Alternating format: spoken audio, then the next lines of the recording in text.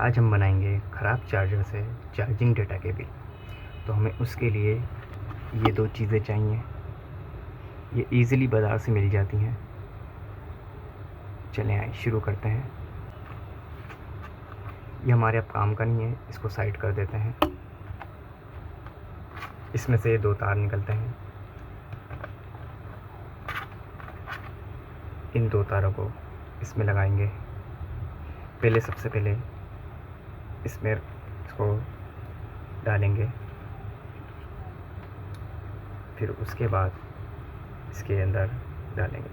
अच्छा, आप ब्लैक और रेड देख के डालिएगा।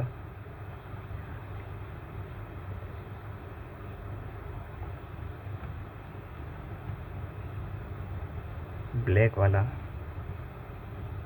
राइट साइड जाएगा और रेड वाला लेफ्ट।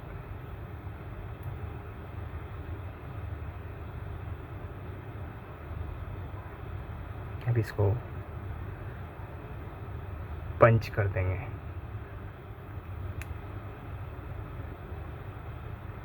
ये हो गया पंच।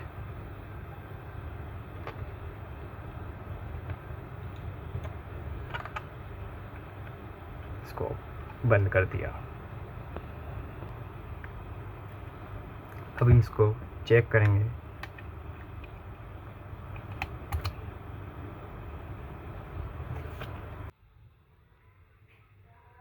देखें चार्जिंग होने लग गया।